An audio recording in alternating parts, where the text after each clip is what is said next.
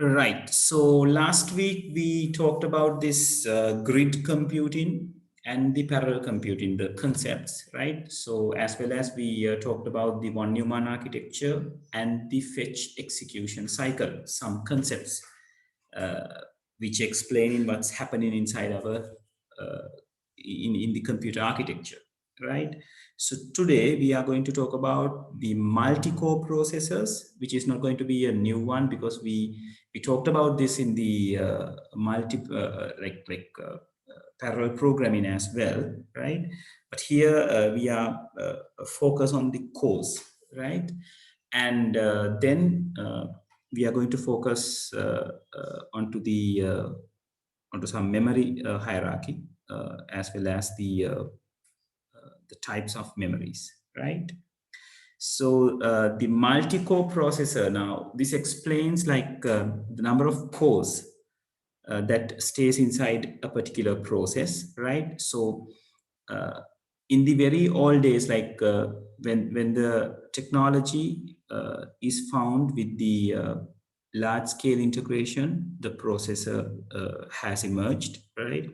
So in the very first era of the processor, we know that the processor is invented in the fourth generation of the computer, where they invented the large scale integration, right? So in that era, there was only one place inside the processor to do the things. So we call it a core. We discussed it last week as well, right? So multi-cores means like having more than one core in the processor. That means it is like having more than one place for execution inside a processor, right?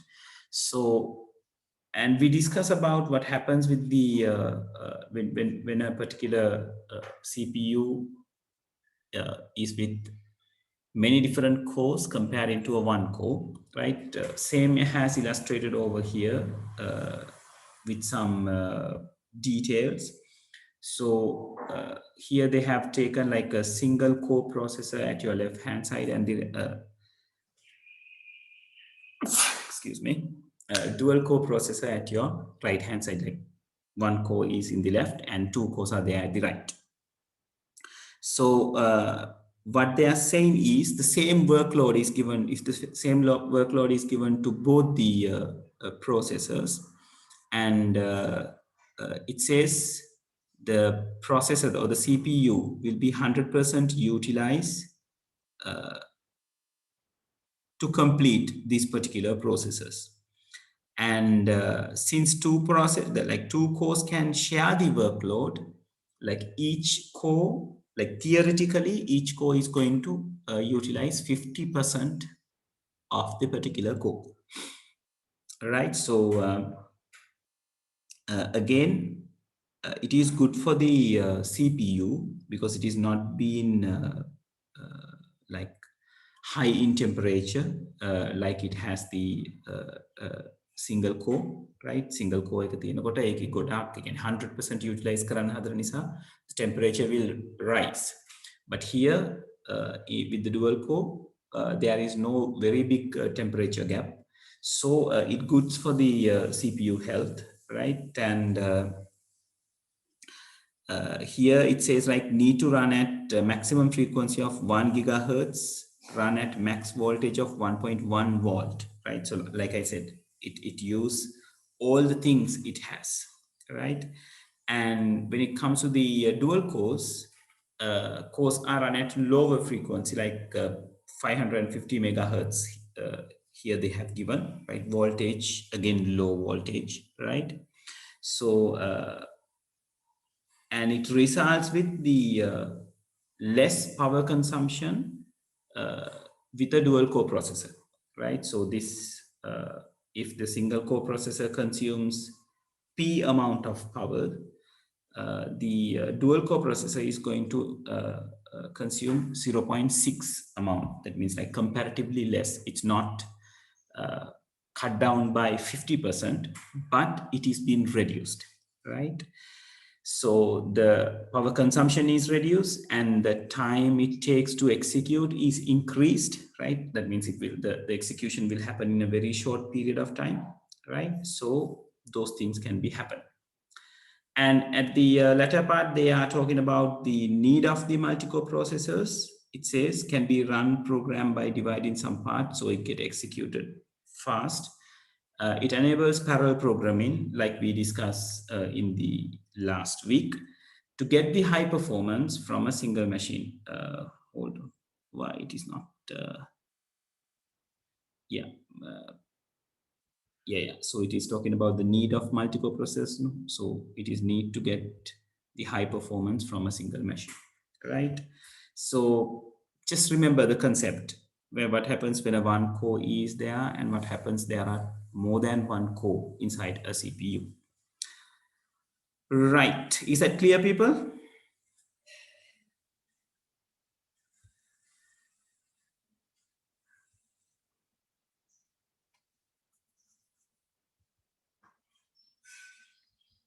Right. Okay.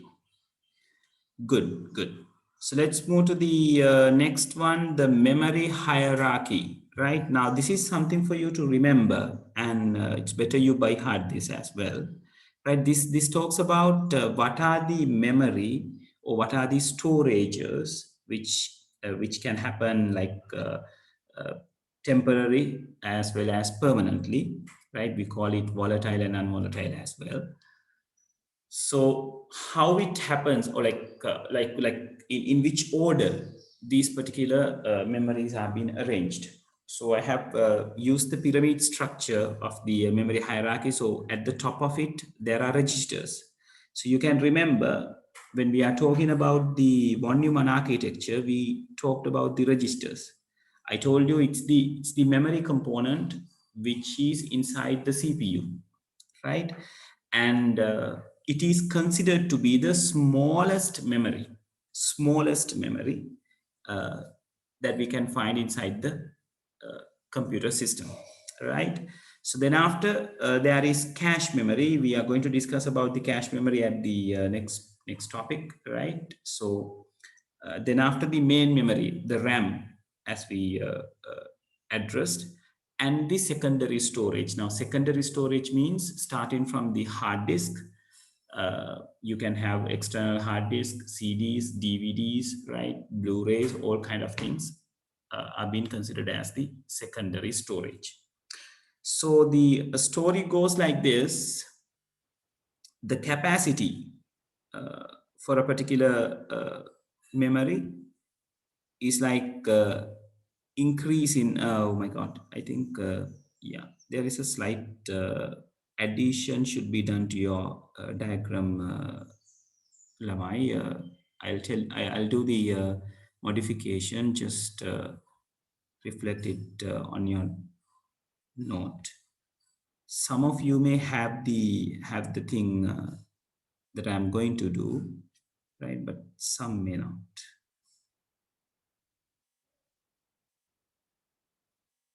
Right, you should have this arrow like from top to bottom, right? So like at the left side of your points, just have this kind of arrow which points from top to bottom. So it indicates these qualities are happening when we are going down towards the hierarchy, right? So please have that modification.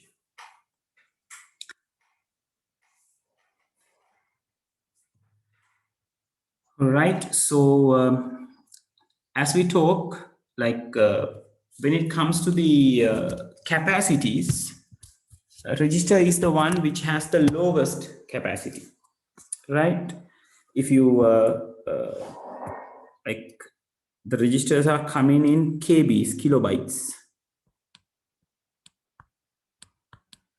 right? And cache memory, it defines in megabytes generally, and main memory, it refers in gigabytes, as well as in secondary storage, it goes with gigabytes as well as terabytes, right?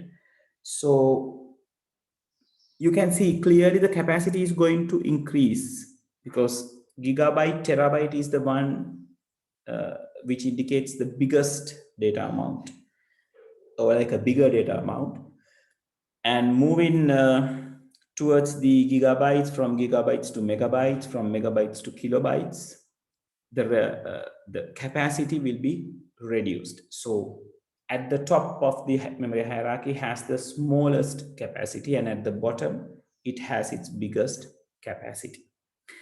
But when it comes to the accessing speed, that means when the CPU or the computer architecture need to refer particular data inside this particular memory storage, there is a accessing time which has been allocated.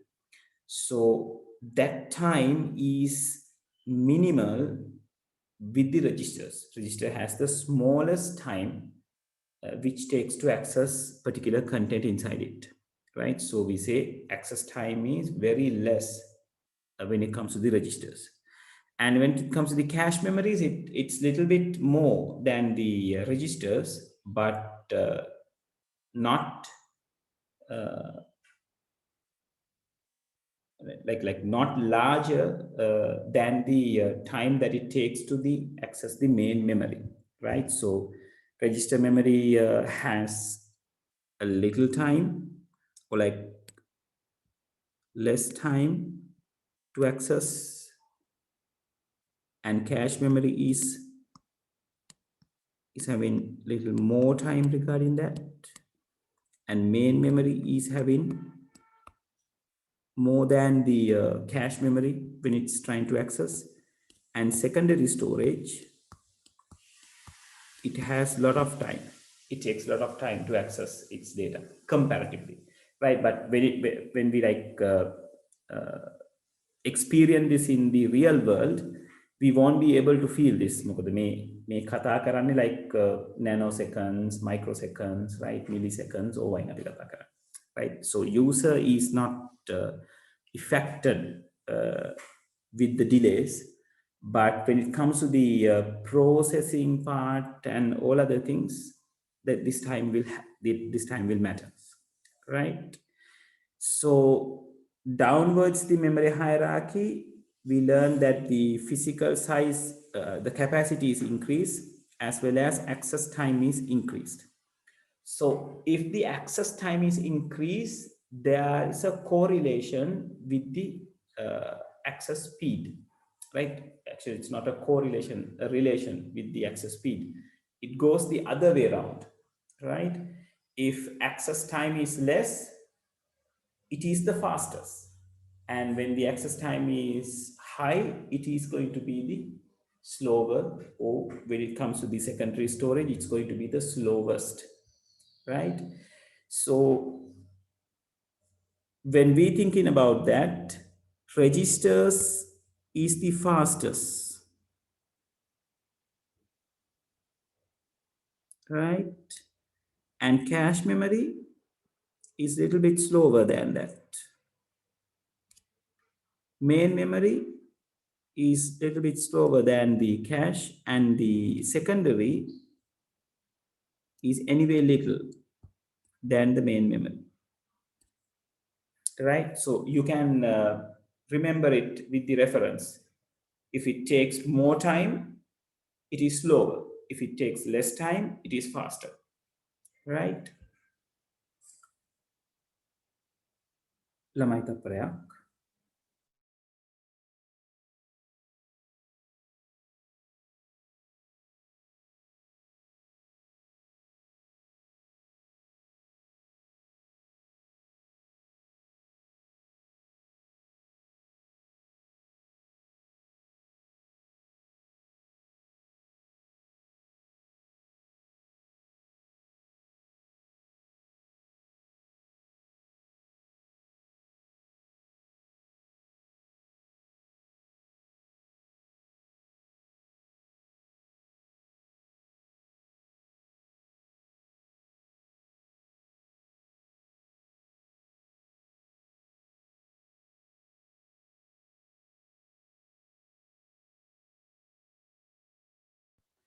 Right. Sorry for that. And so you can remember, neither like capacity is being increased, and the access time is increased downwards the memory hierarchy. So the access speed is decreasing when we are going down towards the memory hierarchy, right? And if we talked about the physical size of these, like we can have the idea, because register is staying inside the central processing unit. So it should be something very small, because CPU itself is a small chip, which is like a 2-inch into 2-inch type of a chip. So memory is inside that. So it's going to be something small. Cache memory, comparing to the registers, cache memory is bigger. And main memory, we can see the physical RAM, which is something bigger. And the secondary storage, when it comes to the hard disk, definitely hard disk is bigger than the RAM, right? So the physical size is increased, right? So there are 3 increasing points: the capacity, the physical size, and the access time, right? As well as you may add another quality over here. Sometimes they talk about the density, or like the density, right? And the density is also increased when it is coming downwards the hierarchy, right? So it is something with the reference of physical size, right? So the density increase, right? So we say secondary storage is more dense than the main memory. Main memory is more dense than the cache memory. Cache memory is more dense than the registers, right? So density increase, right?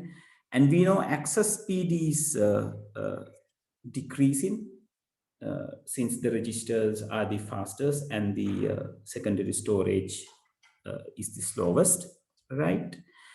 And cost per bit, now that is something for us to think. Like it says cost per bit is decreasing, right? Now how this is possible?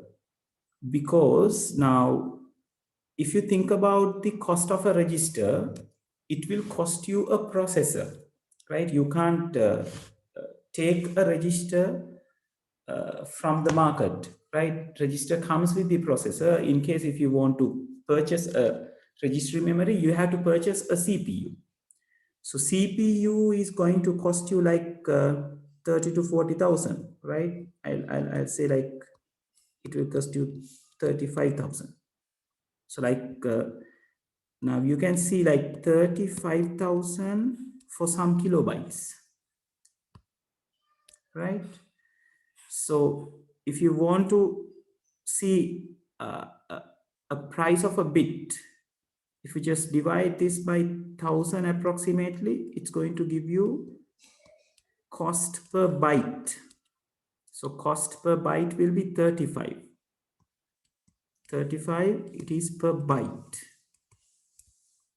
And if you want to search this for bit per bit, you are going to divide this 35 by 8, because 8 bits, there are 8 bits inside a byte, right?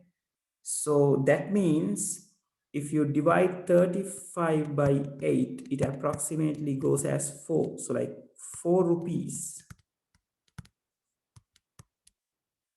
per bit in the registers, right? And if you think about the cache memory, again, cache memory nowadays in modern CPUs, cache memory is included into the CPU as well. So if you take the CPU example again, they are talking about some amount of megabytes, right? So unlike kilobytes, megabytes are bigger than the kilobytes. So like 1024 kilobytes are there per 1 megabytes. So if you want to do the math, if you think about the processor size, processor cost, so once 35,000 divided by 1,000 approximately, 35 rupees will be there This is per kilobyte. And if you want to calculate the cost per byte, is going to be like 35 divided by 1000. So it will be like 0.035. සත තුනක් විතර වගේ තමයි වෙන්නේ byte එකක්. Right? If you want to find a bit, this is again going to divide by 8. So it's going to be rupees 0.004. සතේනුත් නේද? කොටසක්. Right? Cent එකෙනුත් කොටසක්. So register was 4 rupees per bit. This is cache memory is this much per bit. And when it goes to the main memory, it comes with GB, which is something bigger than megabyte, right? So it's going to give you a more, like less amount, right? Main memory එකක් අපිට සාමාන්‍ය market එකේ we can purchase it starting from 10,000. Sometimes you can purchase it like less than 10,000 as well.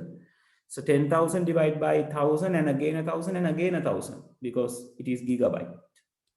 Once it is divided by 1,000, it will become megabyte. Once it is divided by another 1,000, it will become kilobytes. Right? Once it is divided by another 1,000, it will become bytes. So the cost is very, very minimal per bit when it comes to the main memory. So same story goes with the secondary storage, since we are talking about some gigabytes and terabytes, right? And secondary storage again cost you something like in between 10 to 15,000. But again, it is definitely bigger. The capacity is definitely bigger than the main memory, right? එතකොට තව පුංචි වෙනවා bit එකකට වැය කරන්න තියෙන ගාන. People, is that clear? So you have to remember these things, right? Most of these things are like asking for the MCQs, like they are given like ascending order of the memory hierarchy, descending order. So you should remember they are talking always regarding some qualities, right? Okay. So I want you to have these modifications at the density quality, which is increasing, and have this big arrow from top to bottom, which indicates these qualities are changing on this manner when we are going from top to bottom of the memory hierarchy.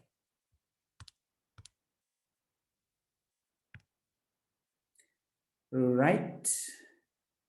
So yeah, I'll clear the extra things over here. So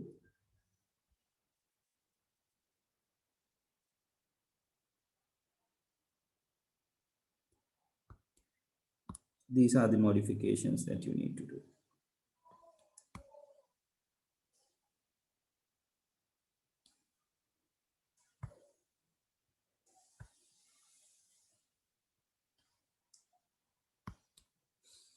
Okay, so arrow and the density. Right. And people, and it's better you put the sizes over here as well. This is kilobyte. This is from megabytes. This is from gigabytes. And this is from gigabytes and terabytes. Indicate that as well.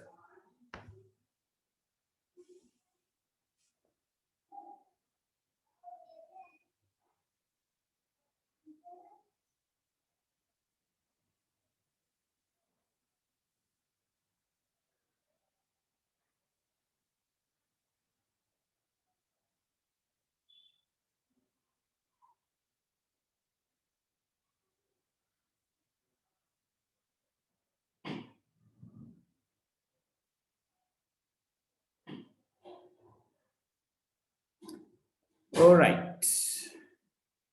Okay, so we can move forward.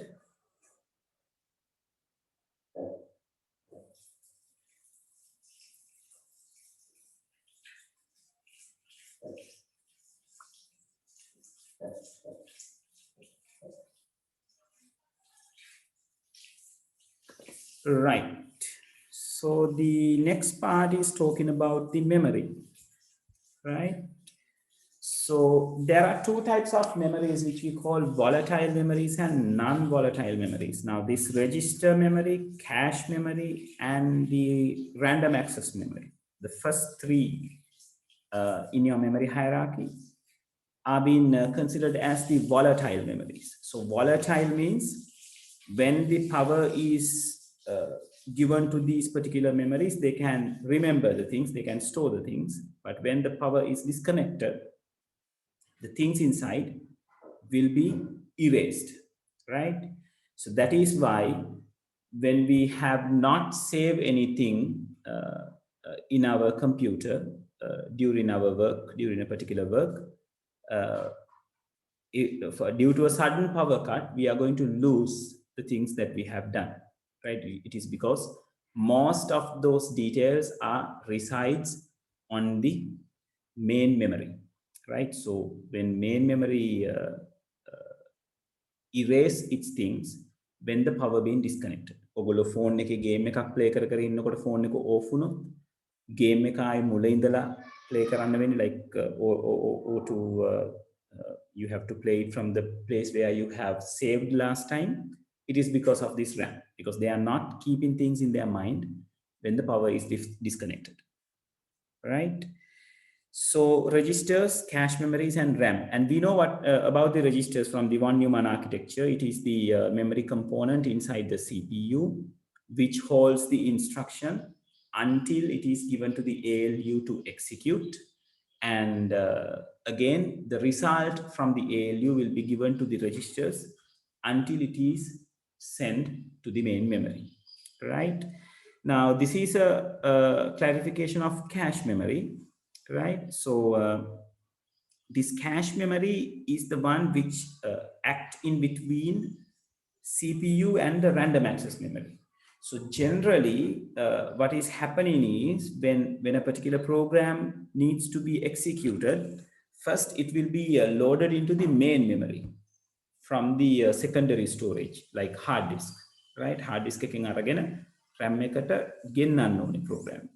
So when we have things in the RAM, then only the computer or the operating system will be able to execute those. So like cache memory, what it does is, like when the programs are being executed inside the CPU, cache memory remembers the most frequent, like the most recent programs which is being executed inside the CPU, right? So it has some capacity. So until it is get filled, it will keep the things in their mind, right? So cache memory එක පිරලා තියෙන වෙලාවක අලුතෙන් එකක් execute වුණොත් cache memory takes that program into their mind and release the most oldest one, right? Oldest one will be released, right? So ඒ විදිහට යා මතක තියාගෙන ඉන්න memory hierarchy. So the beauty of this is, if we are going to execute a program which has been executed recently, CPU will first look at the cache memory when the user is asked something to be executed. So if it is there in the cache memory, it will load the program from the cache memory with the help of cache memory. The CPU is not going to check the main memory whether the particular program has been loaded into the main memory, right? So that will speed up the process or speed up the execution for some particular programs. And again, you have to remember this kind of things will happen if the programs are executing in a frequent manner or like very closely to each other, right? Word copy, as an example, if we open the word processing software and we work with it for some time and we close it, like then after 5 or 10 minutes, if we open it again, in the very first time, hard disk, the program of the hard disk will load it to the main memory and it will be given to the cache and will be given to the CPU to execute the first time when we execute the word. But the second time, cache remembers the word processing software has been executed recently. So the next time when we are executing it, CPU, just when the CPU is looking into the cache says, okay, I got this program, you just take it and execute from this point onwards, right? So it will speed up the process of execution when the cache memory is there, right? So like earlier, the cache memory was placed on the motherboard, right? There were no cache memory inside the CPU. But with the advancement of technology, they had this technology to embed the cache memory into the CPU, uh, as well as they had this ability to divide this cache memory into three separate layers, where we address as level 1, level 2, level 3, or like L1 cache, L2 cache, and L3 cache, right? So in your memory hierarchy, I just referred to you as cache memory, right? So that cache memory actually, since it is having three separate layers, so L1 comes first, L2 comes next, and L3 comes later, right? So this is the order of uh, levels of the cache memory, right? So qualities are differs according to this order, right? So the fastest cache level is the level 1, right? And the smallest cache level is the level 1, right? It is like, it is very same with the qualities of the memory hierarchy. So order goes like this, right? It's better you indicate like at the side of the cache memory, L1, L2, and L3. Those are the three layers of the cache memory, right? So here in the note, I have given you the pictures of this cache, right? So, oh, that's a very nice hairstyle. Right, so the first one is the Pentium Pro CPU, which has the 256 kilobyte cache. It's a small cache, right? This is in 1993. No, Susu, after that is class, huh? Right, and the CPU, the other one is the core, right? It's a single core processor, right? Now, this is not a dual core one, right? So the left-hand side is the core for the CPU. The right-hand side is the cache memory, right? So it is not a core. And your right-hand side, you can see the Pentium Duo processor, which is a dual core processor. It has two cores inside it, right? And these circuits, right? මේ CPU එක ඇතුළ expand කරලා ඔයගලන්ට පෙන්නලා තියෙන්නේ, right? And now these are the cache places. Oh, what is the color again? Yellow. Yeah. These are the places where they have the L2 cache, right? And this is the place where they maintain the L1 cache, right? So both L1 and L2 reside inside the CPU in 2005. Like, it's a little bit old. This is 2021, so like 15, 16 years back, right? And look at the quad core processor, which is introduced in 2006, and it got all three caches inside it, right? Now, it is that advanced when it comes to these processors, right? So they have shown you the areas, right? So L1 cache, the first small circle, and the L2 cache, the things under that, and the L3 cache, it's working as a shared one. So all the like this bigger area is called the L3 cache. So everything is inside the CPU now, right? So these are the L1 caches. These are the L2 caches, right? So that is how the cache memory has evolved, and where we can see today with the CPU, right? Okay, is that clear, people, about the cache memory?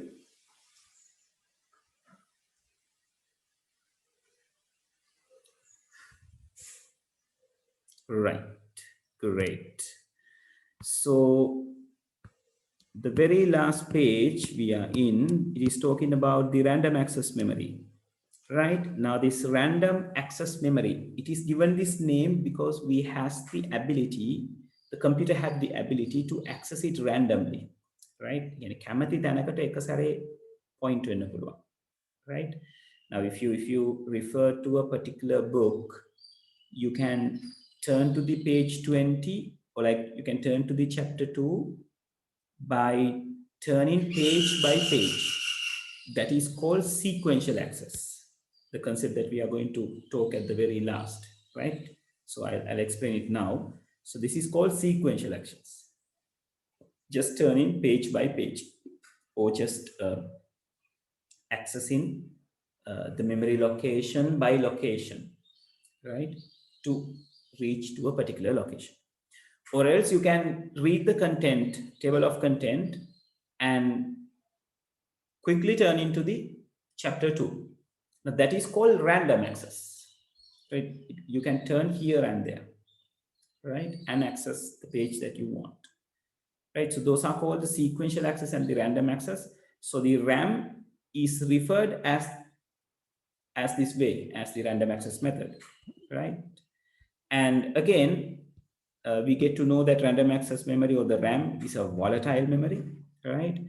And it is the essential memory that we need to execute a particular program. So without the RAM, we won't be able to execute a program, or like the operating system won't be able to execute a program. RAM is doing a very big part when it is doing its execution. Now, this random access memory, there are several different types, right? Then අපි generally අපි දකින RAM එකට RAM එක කියලා කිව්වට, actually that RAM should call as DRAM, dynamic RAM, right? So there are like three parts. There are many, right? Major three parts are here, like static RAM, dynamic RAM, and the synchronous dynamic RAM, right?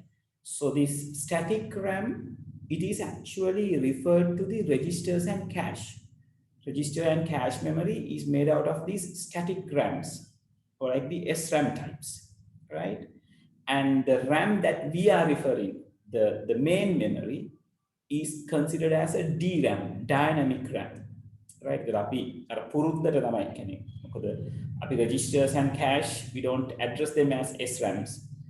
We don't address our main memory or the RAM that we know as DRAM. We just say these three different words, the registers to registers, and cache to cache, and RAM to RAM. That actually we are calling RAM to DRAM, right? DRAM වෙනුවට තමයි අපි යාට RAM කියලා කියන්නේ. So the difference between these two, right? Now this cache memory and registry memory, they really don't need to like refresh like time by time, because they don't have a lot of things to remember. Refreshing means you are receiving electrical pulse, right? Power එක දෙනකොට power එක refresh කරන එකනේ. දැන් අපි power supply කරනකොට there are some fluctuations of the power. So for SRAM and DRAM, they can maintain the storage with the minimum power supply. But when it comes to the DRAMs, the dynamic RAMs, they need to be refreshed periodically, right? නැත්තම් එයාගේ මතකේ තියෙනේවා ටික ටික අමතක වෙනවා යාට. මොකද current flow එකේ fluctuations තියෙන්න පුළුවන් and current flow එක එකම කියන්නේ එක දිගට එකම විදිහට එන්නේ නැති වෙන්න පුළුවන්, right? So because of this they are using this technique which is saying refreshing the things, right? So it is given the chance to refresh itself by time to time, which is under the DRAM categorization. SRAM, we really don't want that. So in most of the A-level papers, they have compared this SRAM and DRAM. So when you are comparing SRAM and DRAM, remember to compare like register cache with the random access memory, right? So SRAM is faster than the DRAM because register and cache has their speed, they are faster than the RAM. And if you want to compare the capacity, SRAM is small in capacity, DRAM is big in capacity because registers and cache has smaller capacity comparing to the RAM, right? If you think about the access speed, SRAM has the higher access speed, DRAM has lower access speed because again cache and the registers are faster than the random access memory, right? So likewise, you can do the comparison, right? So apart from the memory hierarchical characteristics, the refreshing factor is the one which differs these two again.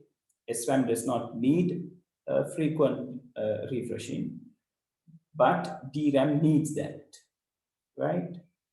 When it comes to the SDRAMs, like it is an advanced type, right, of the DRAMs, where synchronize itself with the computer system clock, right? So synchronizing means like we are talking about the synchronization in the sixth lesson, but not regarding the memory.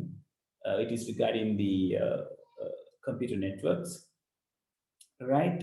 So this synchronization over here, they are talking about the content of the memory is there is a mechanism of circulating or like confirming the things which it has been received time to time, right? So just remember the fact SDRAMs stands for synchronous DRAM, and just remember the fact it is type of memory that synchronizes itself with the computer system clock, right? And the very final part explains the non-volatile memory. Now, here, as the non-volatile memory, they only talk about the ROMs, but remember, all the secondary storage devices are also being category under the non-volatile memories, like hard disk, like pen drives, like solid state disk, and all these things. They also maintain as the non-volatile memories. So apart from ROM, all other secondary storage devices can be considered as the non-volatile memories, right? So volatile memories, again, only those three: cache, registers, and RAM. So here, why they are focusing on ROMs? Because there are several different types of ROMs. Now, again, ROM is a firmware on the other hand, because ROM has the ability to store a small program inside it and act according to that. Now, in 11th lesson, we are learning how to program a ROM. Arduino use karla. We are learning to how to program a ROM, right? That means an IC, right?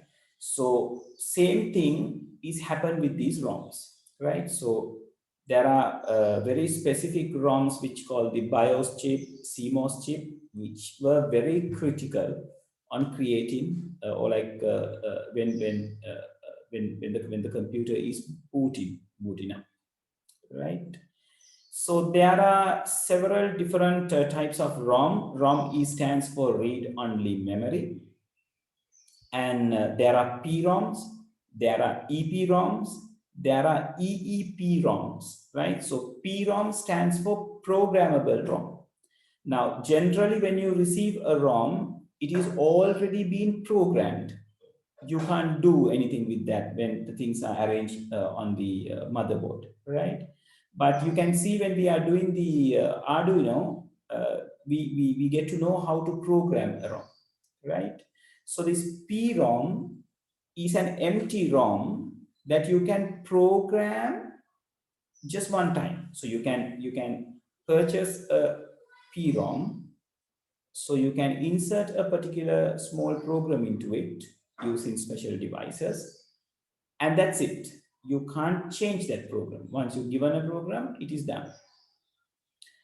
And there is another type called EPROM, Erasable Programmable ROM. Now this Erasable Programmable ROM, by its name, you know, a ROM can be erased and can be used again if it is an EPROM. But this clearing part needs, or like this deleting part needs, a very keen knowledge about this memory cleaning inside a ROM, as well as they need these special equipments like ultraviolet light to clean up the things inside the ROM, right? So you should know how to work with ultraviolet light, because it is the way that they are using to clean up the erasable programmable ROM. So using the ultraviolet light, it can erase for several different times, and it can be programmed, right, until it life goes on, right? And EEPROM means electrically erasable programmable ROM, and that is the type that we use in our IoT lesson. So we are given a particular board which is called the Arduino Uno board, right, or Arduino board. So that board has the equipments to fix with the IC. So we fix the IC and we send some particular program to with some particular details or the instructions, right? So now being electrical is the thing which there's it is the advantage of the EEPROM, because we don't need to use ultraviolet light to erase these things. Or like in other words, you don't need to have special skill regarding these particular kind of things. So you need a correct equipments to do this, right? So then electrically erasing is something very similar, very easy and very similar, right? So those are the three types of ROMs that we are going to talk about: PROM, EPROM, EEPROM. Okay, so yeah, from that we are going to end the session for the second lesson, right? So memory access method, we talk about it, right? So like sequential access. For sequential access, they just say the type is a tape kind of things. If you have the experience of playing a cassette inside a cassette recorder or a cassette player, when you need to go for the next song, you can't just use it on the ground, or like you can't just use it just by taking the cassette recorder and like pulling out the tape out of it, right? So we have to either rewind or fast forward, right? So rewinding means tape එක යාගේ cassette එකේ තියෙන tape එක පිටිපස්සට එතෙනවා. එතෙනකොට උඩ තියෙන head එකක් තියෙනවා, reading head එක. ඒ reading head එකෙන් එකින් එක කියවගෙන ගිහිල්ලා තමයි යා rewind කරන්නේ. Right? So මොකක් හරි වෙනක නතර කරොත් එතන ඉඳලා play වෙන්න ගන්නවා. Right? So that is what you call sequential access. අපිට අවශ්‍ය නම් පළවෙනි සින්දුව නැතුව දෙවෙනි සින්දුව අහන්න, we have to fast forward it to the second particular song in this example, right? So that kind of access is called the sequential access. Random access, you know, we discussed about this. So when you are like accessing the memory places randomly, right, or like directly, the particular place, it is called the random access. Right. So people, second lesson is done. And in the examination, you will be asked 2 or 3 MCQs regarding this, right? So please go through again and again. You got some general stuff from this. So just be prepared if it goes like that. And now I'm going to move to the other lesson, which is the gates. And people, please collect your tools from here, right? It is available, and you can collect it yeah, anytime you want, right? Just by visiting my place. Okay, so I'm moving to the mathematical part. So in the gates, we were talking about how to deal with the Boolean algebraic rules, and we did some great simplifications using the algebraic rules. And today we are going to do the rest, right? So we went up to, how long? Yeah, it seems we went up to 8. Yeah, and I think I asked you to complete the 9th and the 10th as homeworks, right? Isn't that, people? Is it the 9th and the 10th, or the 8th and the 9th?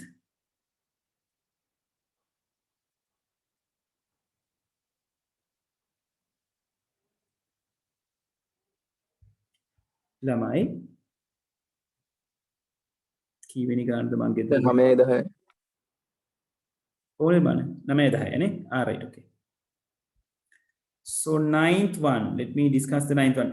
Have everyone done with the 9th and 10th? Is there anyone who has not tried this?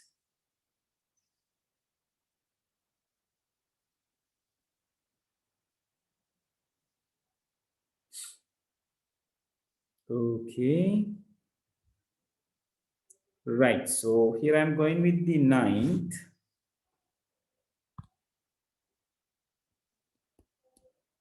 So in 9th, I have given x plus y, and the dash is at the outside the brackets. So this indicates total bar, right? Dash එක තිබ්බත් එකයි, total bar එක තිබ්බත් එකයි, දෙකම දාන්න එපා. But I was just indicating how it happens. So dash at the outside the bracket means total bar. So then it says plus x bar plus y dot x plus y. I'm sorry, x plus y bar. Let me see that I got it correctly. X dot plus y minus, yeah, yes. So what? We have two options, right? First option is we can apply De Morgan's to this and let this be there as it is. Or else we can apply the distributive law to this, and we can ask these people, like these terms, to stay as it is, right? So anyway, you are going to acquire the particular value, right? So here we are executing. I'm simplifying the x plus y bar total bar one first, right? So equals, I can write x bar dot y bar over here plus, and now we have to apply the distributive law, right? For this,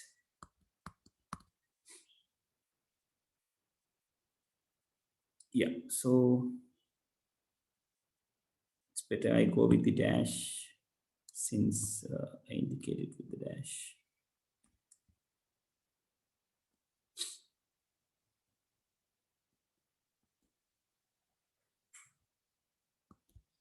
X dash y dash.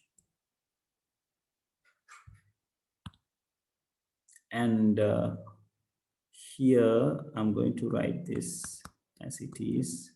I'm going to do the next thing later. Right, so the reason is going to be De Morgan's law. So x plus y total bar equals x bar plus y bar. That is going to be the reason.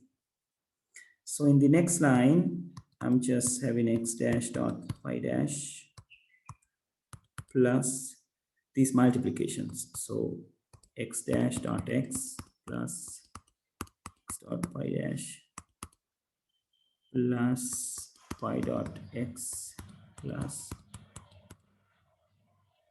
y dot y dash. And you can see this becomes 0 as well as this, right? So the reason for this is the distributive law. So x dot y plus z equals x dot y plus x dot z. And then I'm going to apply the inverse laws. X bar dot y bar will be there as it is, plus 0 plus x dot y bar plus y dot x.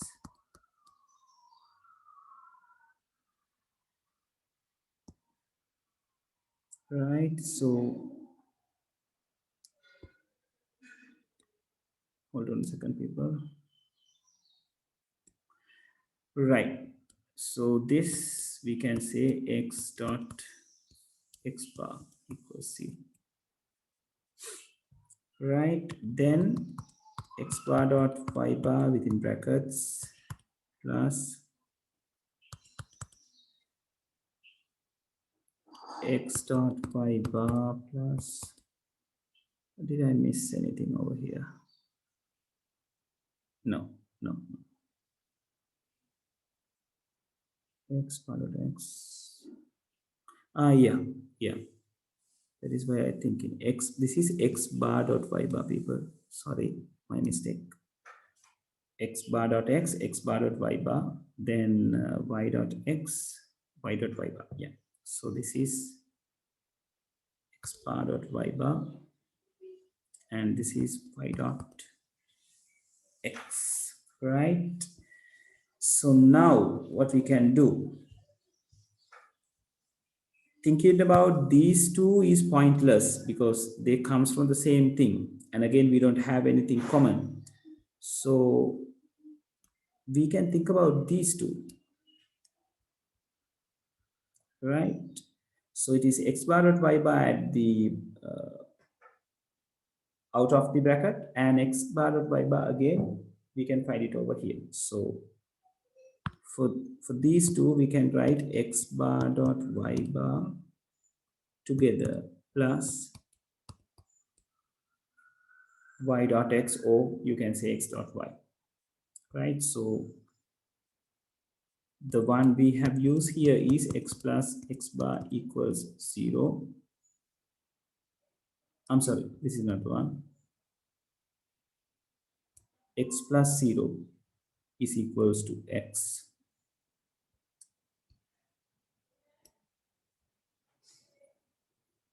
Right, so meanwhile I'll finalize the answer. So yeah, this is going to be the answer. So this is going to be x plus 0 equals x. And here it says x plus x equals x. Right, okay, so this is the ninth one. Just see whether you got it correct. If you got anything wrong, please do the correction. And still, if you don't get this any place off, just let me know.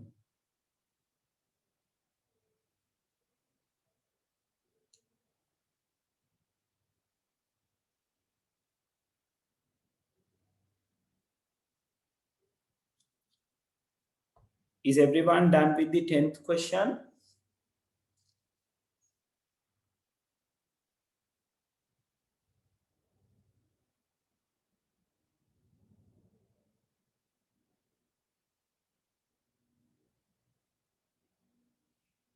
All right. Okay. So is there anyone who is copying things from the 9th? I'm going to show the 10th one.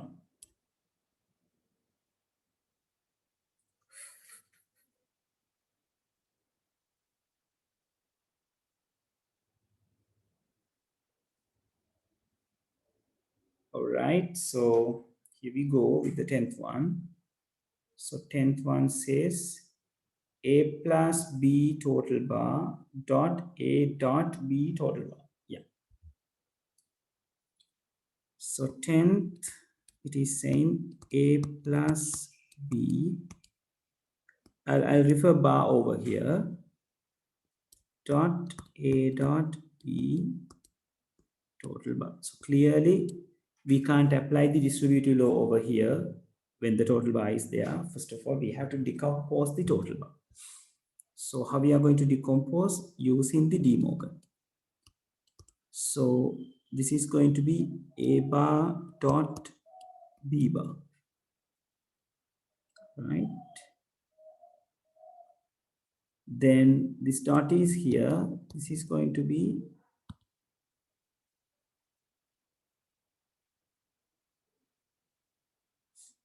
right, and this goes with the X. Dot will be here. It is this dot. A bar plus B bar. Right. So now this is acting as a one big bundle because there is a dots inside it. Right. So when you are doing or when you are applying the distributive law, this A bar dot B bar is like a one big P. එයාගෙන්ම තමයි ඇතුළ දෙන්න ගුණ වෙන්නේ. එහෙම නැතුව A භාගයෙන් වෙනමයි B භාගයෙන් වෙනමයි ගුණ වෙන්නේ නැහැ. එහෙම වෙන්න නම් මේ there should be a plus mark in between this A bar and B bar. Right? So we can do the calculation right over here.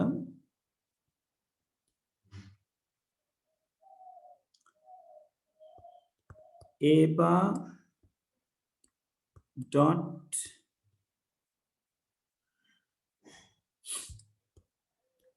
B bar dot A plus A bar dot B bar dot B bar. I'm sorry, you should have a bar over here as well. So the reason for this is the De Morgan's. I have used both the rules over here. So X plus Y bar equals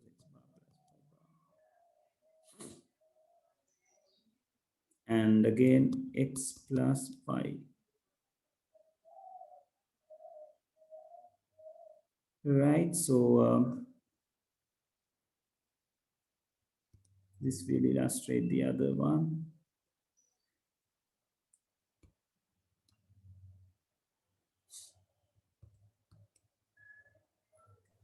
sir මෙතන ඇයි අපි තව ඒ බා එකක් ගත්තේ? කොතනද මේ ඒ බා එකයි B බා එකයි වැඩිපුර ගත්තේ? ඒ කියන්නේ මේකද ඕක නෙමෙයි. මේක. අර ඒ කියන්නේ A bar dot B bar කියන එකට අමතරව අපි දෙකක් කරන් තියෙනවා. A bar ද මම රවුන්ඩ් කරා නේද දෙන්නේ? ඕක තමයි. දෙවෙනියට රවුන්ඩ් කරපු එක නේද වහන්නේ? ඔව් සර් ඒකයි අනිත් පැත්තේ B bar එකයි. ඔව් ඒතර අපි කරේ නිර්මාණ මේ කොටසෙන් මෙයාවයි ගුණ කරපු එක. ඒක සම හරි හරි.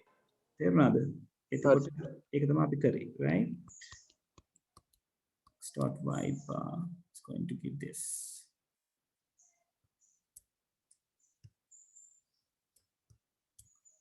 right? And here we have used the distributive law. X dot y plus z equal x dot y plus x dot z, right? Then now you can find the identical ones, right? A bar dot a bar is a bar dot b bar, plus here goes the same thing, a bar dot b bar. Now this equals, oh, no, I'll write it over here. When the same type of variables are added with the same type of variables, it's going to give you the same, right? So the final answer is going to be a bar dot b bar.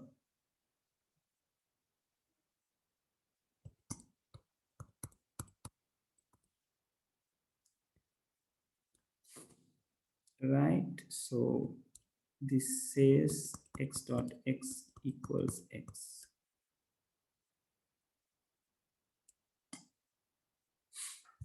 Okay, so this is going to be the 10th one. So this goes with the same thing.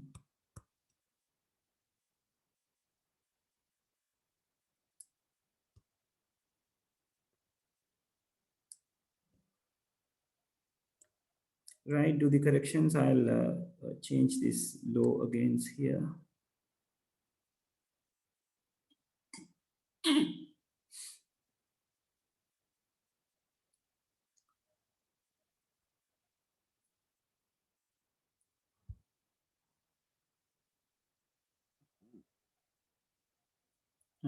The reason for this is going to be x plus x equals x.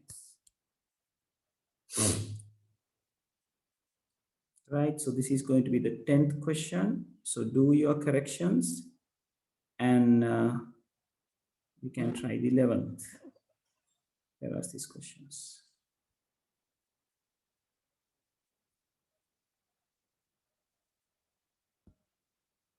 So let's take it over here.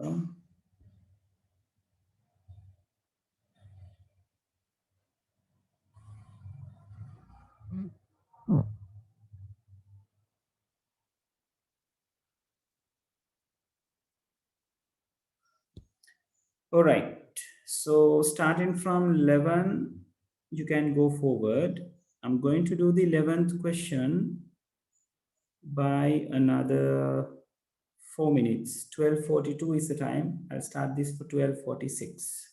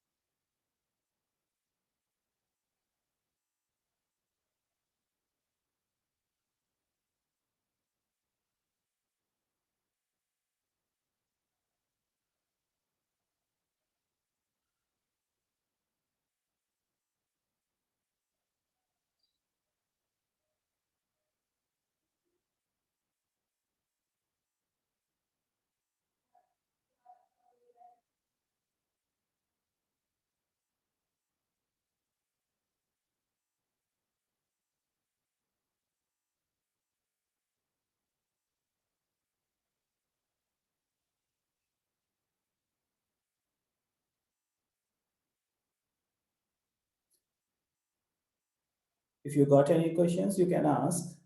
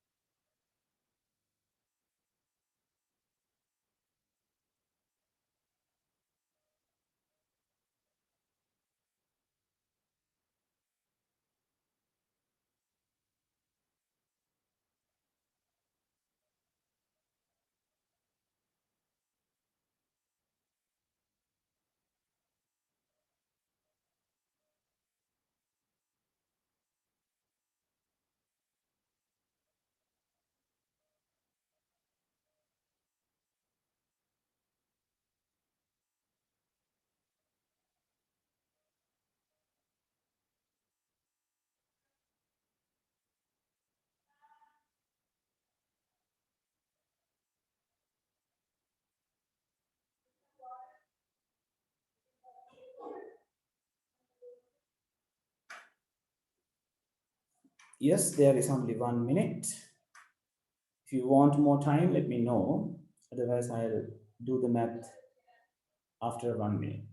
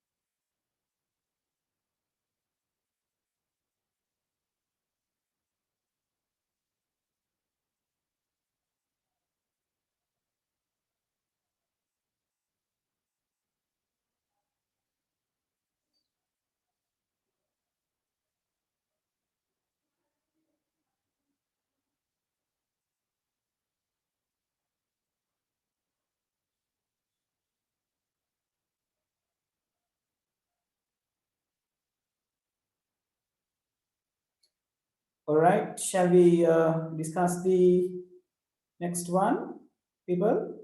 Is there anyone still doing this? 11th one?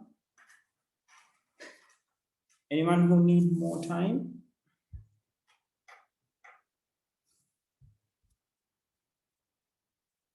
Right, okay. All right, so I'm moving to the 11th.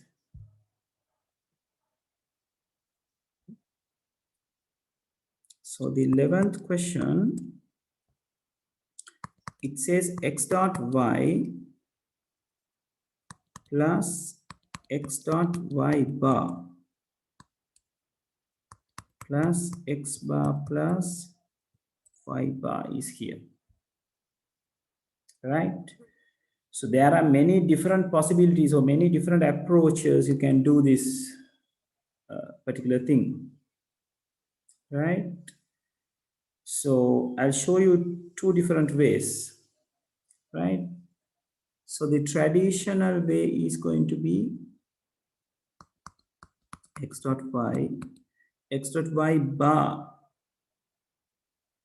right? So this is going to be decomposed x bar plus y bar using the De Morgan plus x bar plus y bar, right? So the reason is De Morgan's. So x dot, I'm sorry.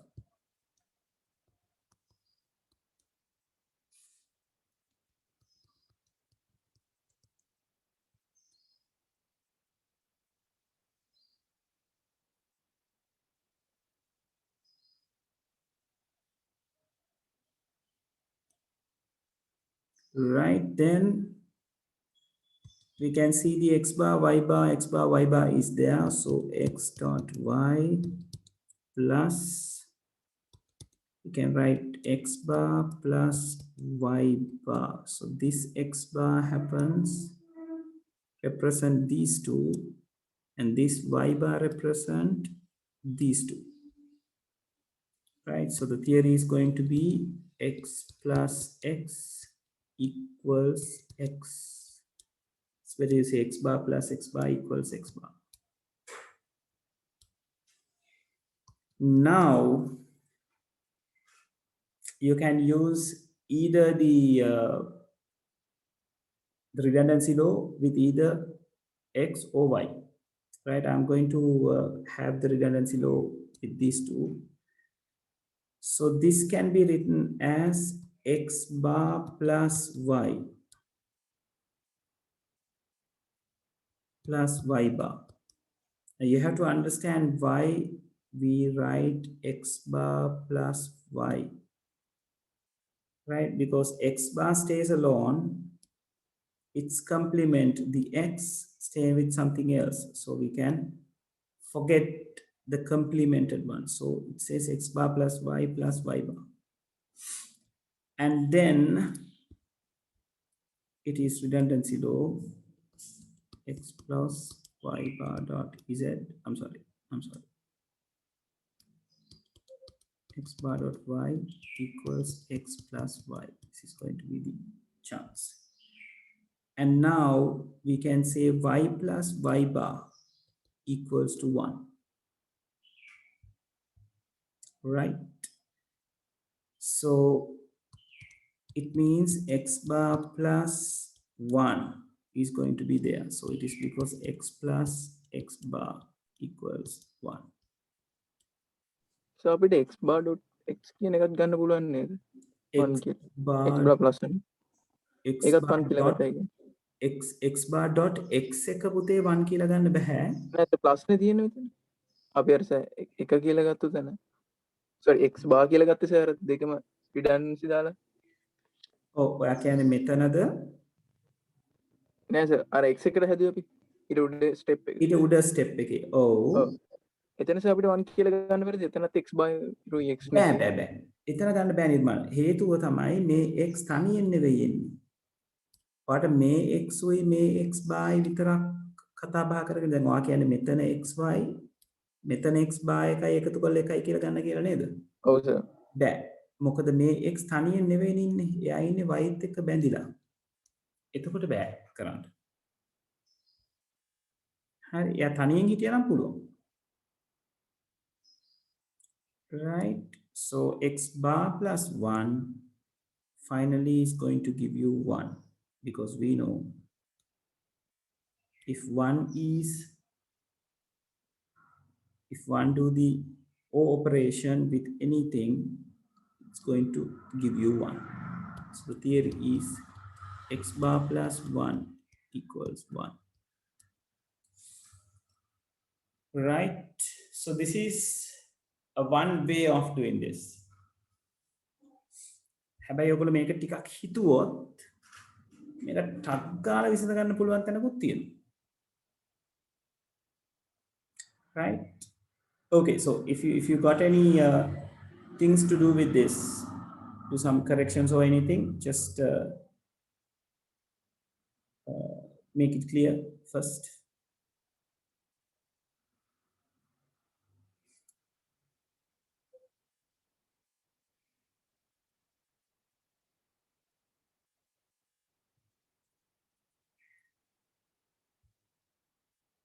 I'll say this is the first method.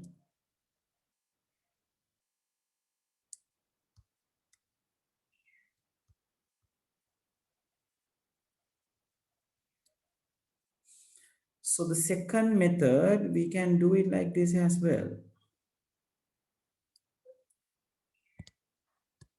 If I take the same example,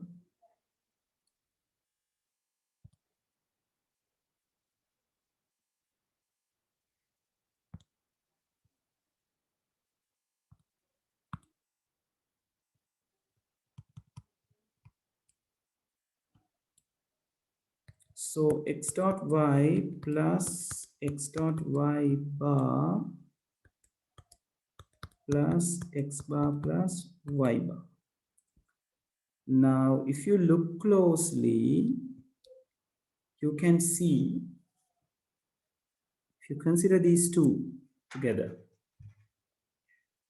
it's going to give you x dot y plus x dot y bar plus again x dot y total bar. De Morgan ke reverse එක.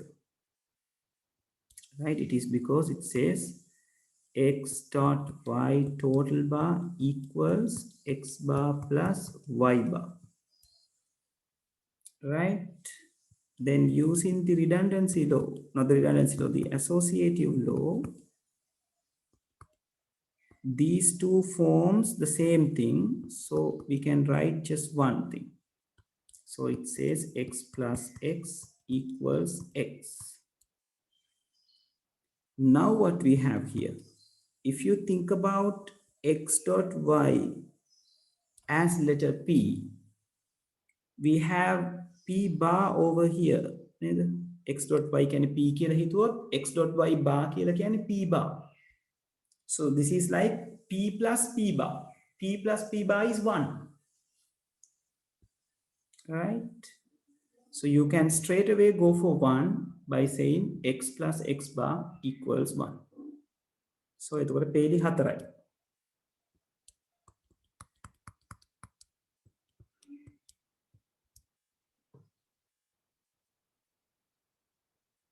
Right? So මෙහෙමත් ඔයාට උත්තරයට එන්න පුළුවන්. Okay, people, did you got both the methods? I think you have, most of you have gone with the first one, I think, right? Is there anyone who has went with the second way? Right, if you don't have any of the answers, just write it as an alternative method.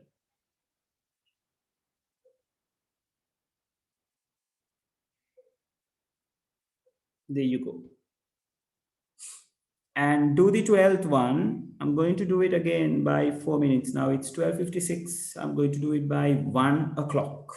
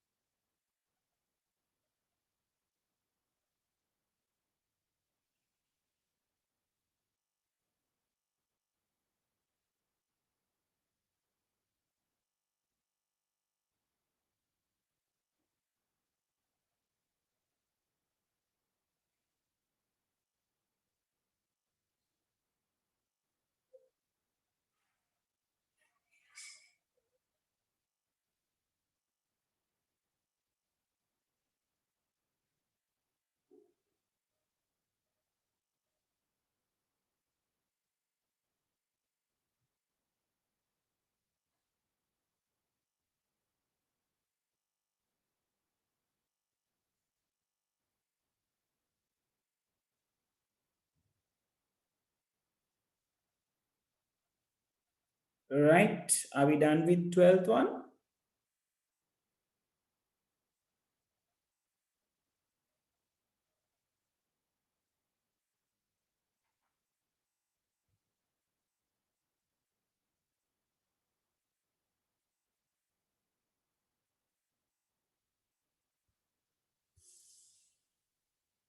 Okay, is there anyone still doing the 12th?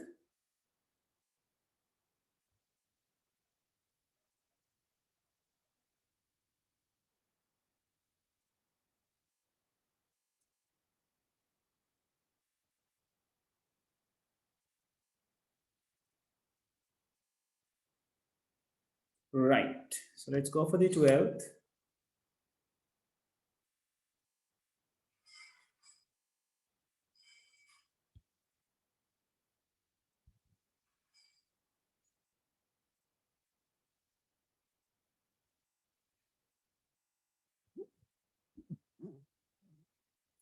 Okay, 12th one says C plus BC total bar. Right, so now you may feel a little bit okay with this, right? Isn't it? C plus BC total bar. So what we can do? The only thing we can do is applying the De Morgan. B bar plus C bar. The reason is x dot y total bar equals x bar plus y bar.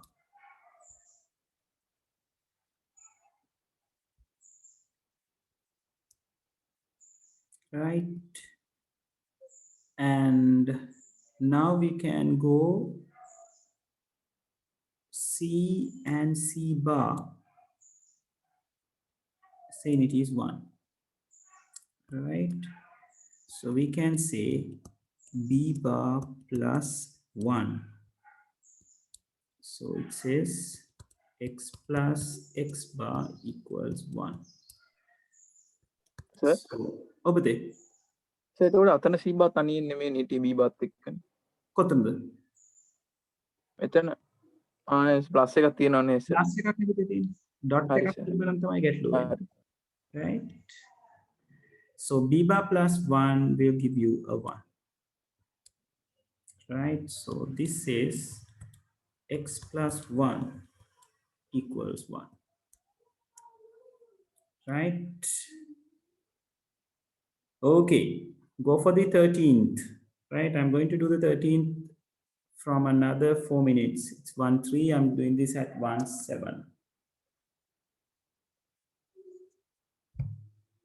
People, and I need to hear from you about the confidence that you have regarding these things. How is it? Give me the honest opinion, people. Like, is it okay, or still you are catching this, or is it not okay? Right? I need the feedback from everyone. How is it?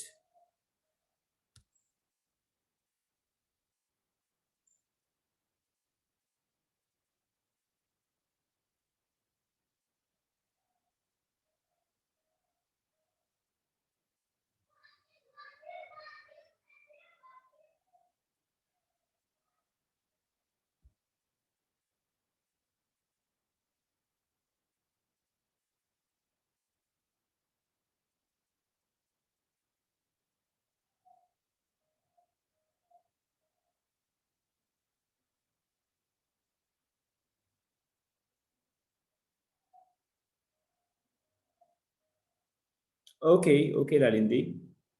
So if you feel you are not okay with this, the solution is you take the all 15 questions, right? 16 are there. So take it and do it again, right? Don't do it by memorizing the things, right? Then පළවෙනි වතාවේ කරලා ඉවර වුණායින් පස්සේ ආයි ගණන් 16 අරගෙන ආයි අලුතෙන් හදන්න. මතක තියාගෙන හදන්න එපා. Right? Laws ටික හුරු වෙනකන් නැවත නැවත හදන්න. That is the way that you need to go through. Right?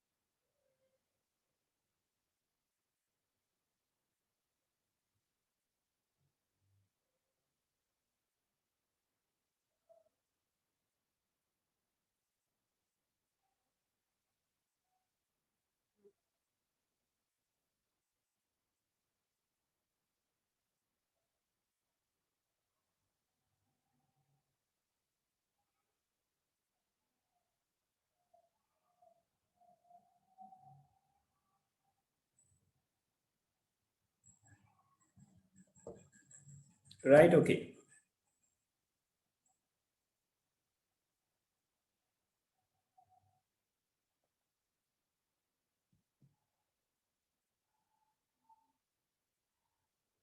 Pahanmi, how about you, Dua? Nirmana? Then okay the මොකද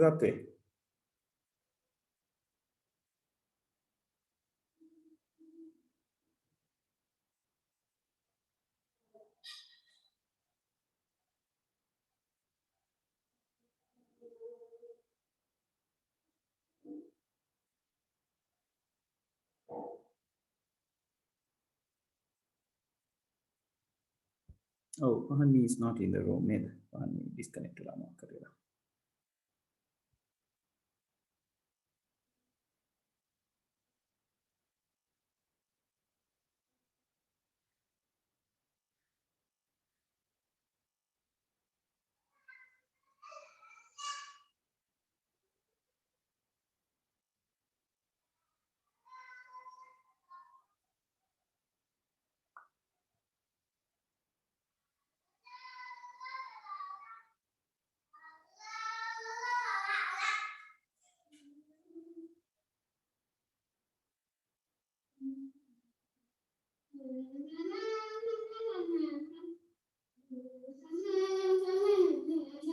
Right.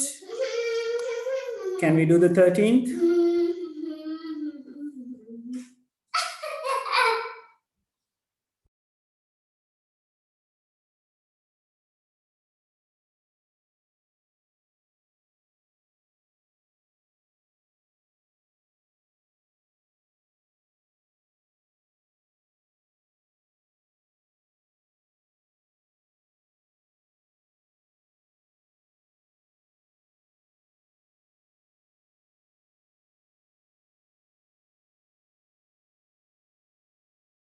Wash it. Soap and water and it will be sparkly and clean. Right, Like okay. me.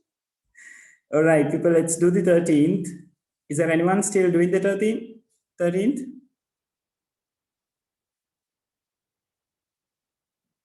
Right, let's go for it. All right, 13th. Here it comes. So in 13th, we have A dot B dash, that means total bar, dot A dash plus B dot B plus B dash. Now here in this math, we have this third bracket where we can apply the one of the laws straight away, right? B plus B bar, we know it is 1, right? So we can start it from that point.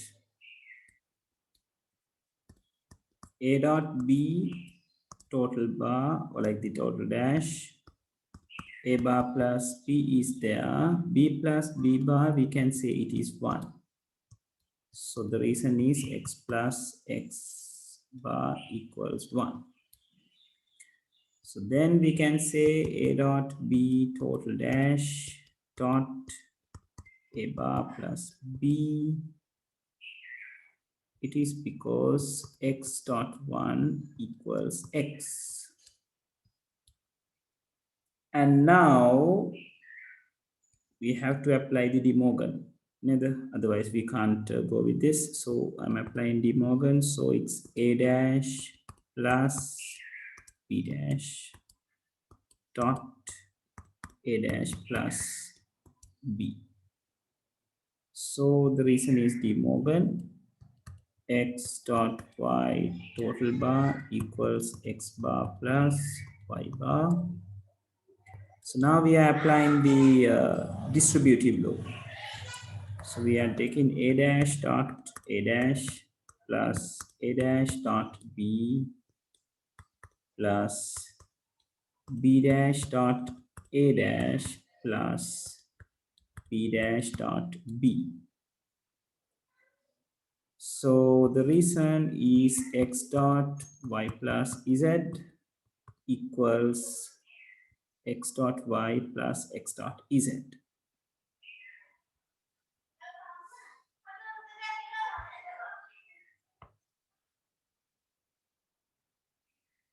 Hold on a second, people. Whiteboard is stuck. Right, okay.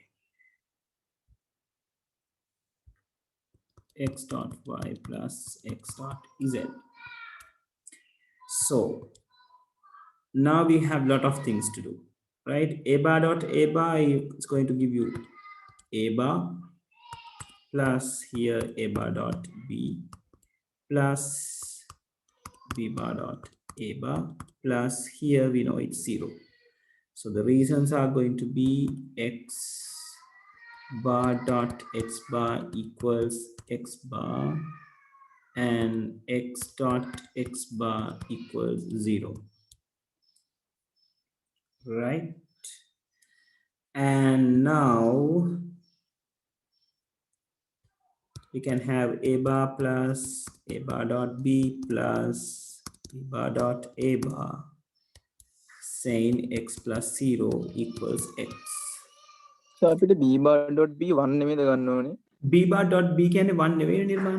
b bar plus b එක තමයි 1 වෙන්නේ. හරි. Right? ඕවා නිතරම පැටලෙන තැන් හරියට clear කරගන්න. Right? So now we can see there is a common term, right? A bar over here, a bar over here, and a bar over here. So take a bar out. So the inside the brackets, you will be getting 1 over here because there was only one a bar. So I took out and 1 is remaining at the inside the bracket plus b plus b bar. So the reason is the distributive law. X dot y plus z equals x dot y plus x dot z. Right? And then since the brackets got 1 inside, so we can straight away write this as 1. The reason is x plus 1 equals 1 always. So 1 plus b will become 1, then 1 plus b bar, again it becomes 1. So we can have it straight away. So the final answer is going to be a dash. The reason is x dot 1 is going to give you a 1. I'm sorry, going to give you a x. X dot 1 is going to give you a x. Okay, so if you got anything to get correct, it's the time. It's 1:14. Within another 4 minutes, I'm going to do the 14th.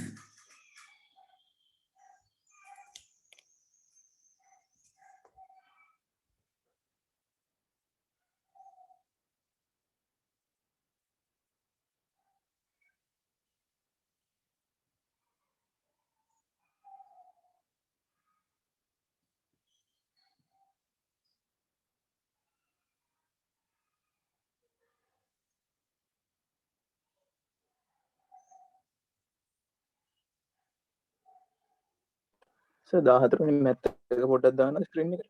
In.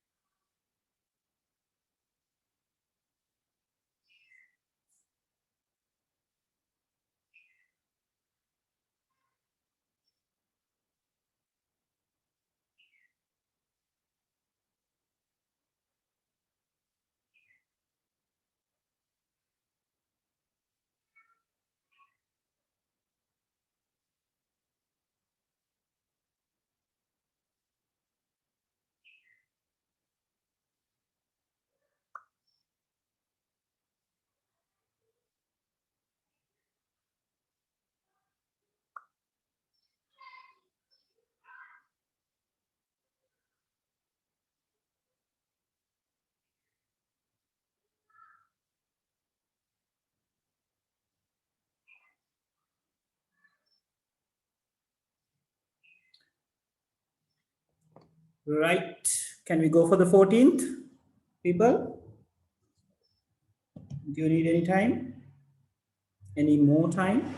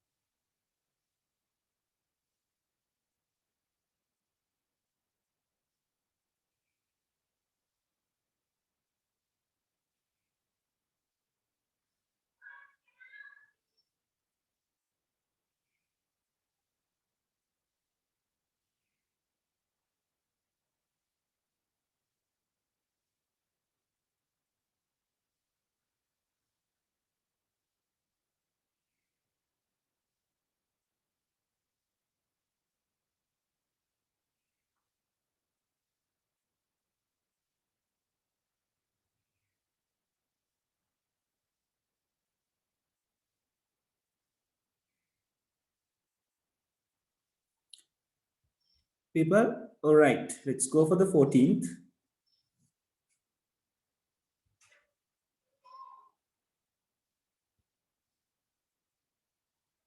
So 14 says this,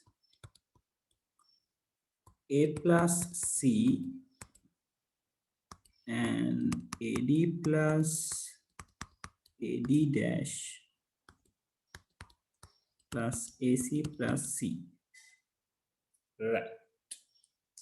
So again, there are some places where you can do this in a very easy manner, right? So there is a place where we can apply the redundancy law at once, right? We can, hold on, I need to take these questions down.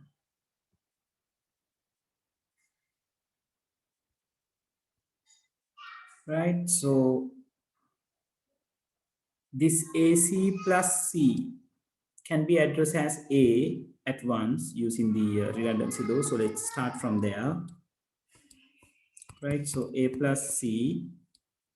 This doesn't, okay, this doesn't mean that you have to start from the place where I'm starting, right? ඕනනම් එක්කෙනෙකුට මේකේ A අකුර එළියට අරගෙන D plus D bar 1 කරලා, so you can go for that. Doesn't matter, right? So it's going to fall, Susu. Be careful with your eyes. Be careful with your eyes. Okay. Right, so I'll keep it like this. AD plus I'll keep it like this. AD bar plus, I'm going to tell this as C at once. So the reason is X plus X dot Y can be written as X, right? Then I can go for A plus C and I can take A out and D plus D bar will be inside. So that is going to give you X dot Y plus Z equals X dot Y plus X dot Z. And D plus D bar is going to give me 1, right? So the reason for that is X plus X bar is 1. So I can go for that. So I can say A plus C. And here, oh, that's too far. A plus C, and here the A and 1 will be here, plus C. So the reason is X plus X bar equals 1. So now you can say A plus C, this is A, and plus C over here. So you can say X dot 1 equals X. So now again, this is giving you another redundancy law. So you can straight away say A is the one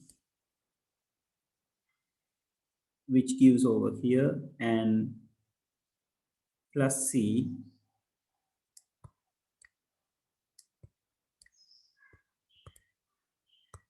will be staying here. So the reason is x dot x plus y equals x, right? So the final answer is going to be A plus C.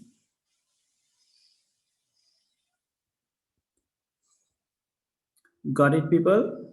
So that is going to be the answer for the 14th.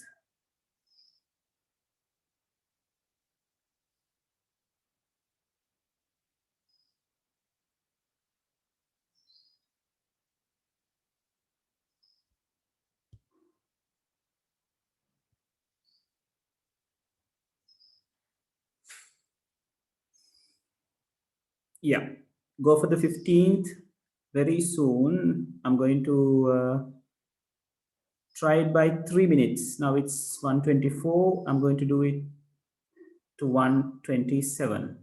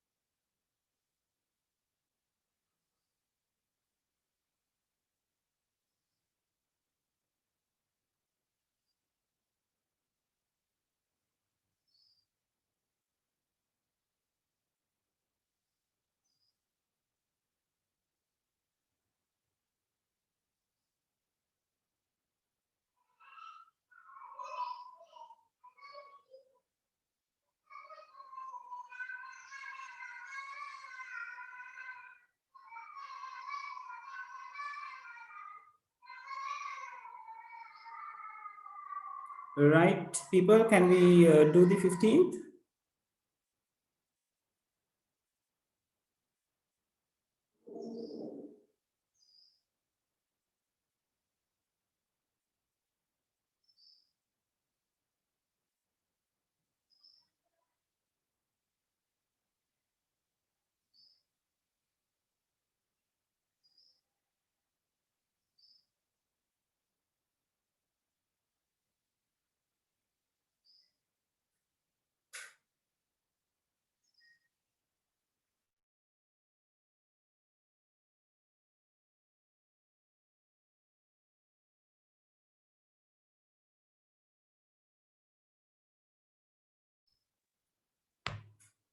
people?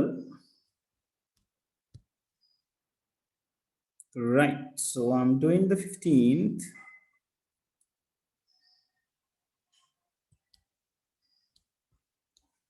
So in 15th it says a dash dot a plus b plus b plus a dot a plus b bar, right? So how we are going to do this? If you can see this correctly, this is a redundancy law. Can you see it? A bar is staying outside, its complement, which is the A, doing the plus operation with B, right? So you can convert this into A bar plus B. I'm sorry, A bar dot B, right? So I'm going to use that. This is going to be A bar dot B plus B plus A dot A. I can apply it straight away again somewhere right there. So A plus bar. So the reason is X dot X bar plus Y is equals to X dot Y, the fourth redundancy law, right? So here A bar staying alone and its complement over here plus B. So we are going to forget the complement. Now A bar dot B plus, this can be written as B plus A, and then A plus B bar is there. The reason is X dot X equals X, right? And then we are going to apply the redundancy law. I'm sorry, not the redundancy law, the distributive law, right?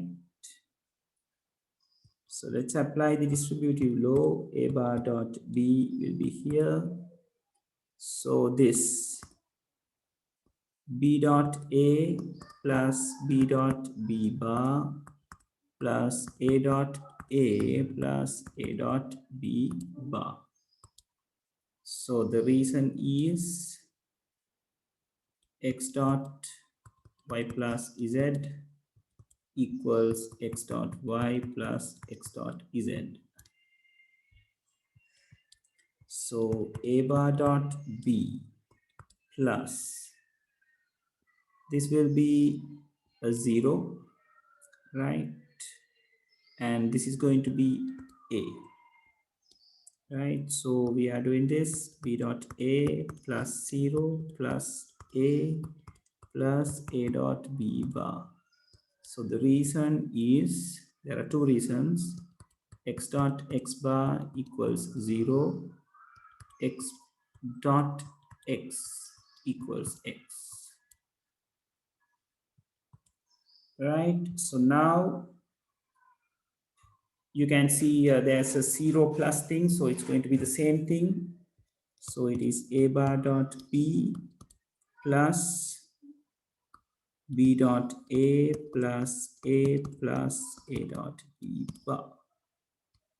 So the reason is X plus 0 equals X. So in these three places, A is common. So I'm taking A out. So it will give me B plus 1 plus B bar. Again, the distributive law.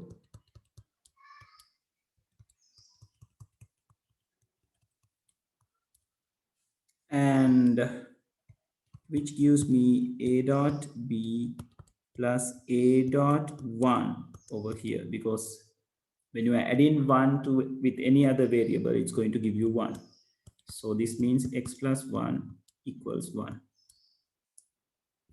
So now you can see a dot 1 will give you a, and then it is going to form another redundancy law, a plus a bar b, which is going to give you a plus b as the final answer. Right, so this is going to give you a bar dot b plus a. It is because x dot 1 equals x. And this 2 is going to give you a plus b. The reason is x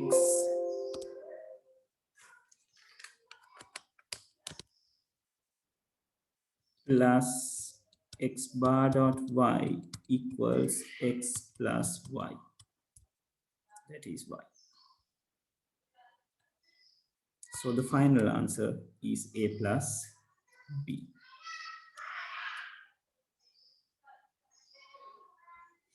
Right, so people, just check whether you got it correctly. If it's not, just do the corrections.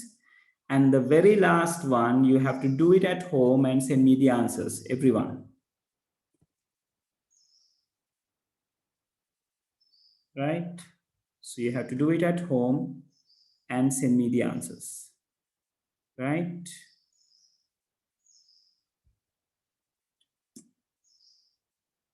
තප්පරකින් ළමයි board එක පොඩ්ඩක් හිර වෙලා තියෙන්නේ.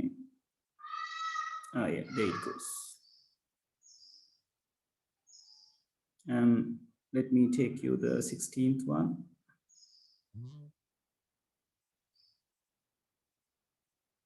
So meanwhile, you can copy this.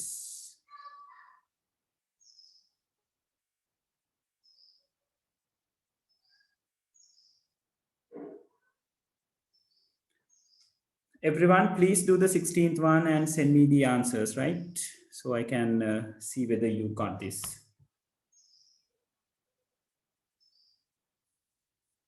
It's a little bit challenging one, so take your time and give your best shot, right? So by next week, we are going to go for a new section of the gates, talking about the simplification, much more, not the simplification, the expressions, the SOP and POS kind of things.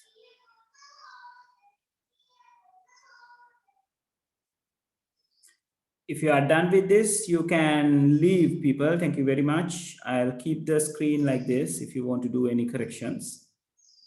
Right, so I'll see you next week for the same time. Right, thanks for coming. And please send me the 16th question, the answer, right? Okay, Nikini, thank you very much. Right, Lalindi, thank you very much. Thank you, sir. Right, okay, Nirvana.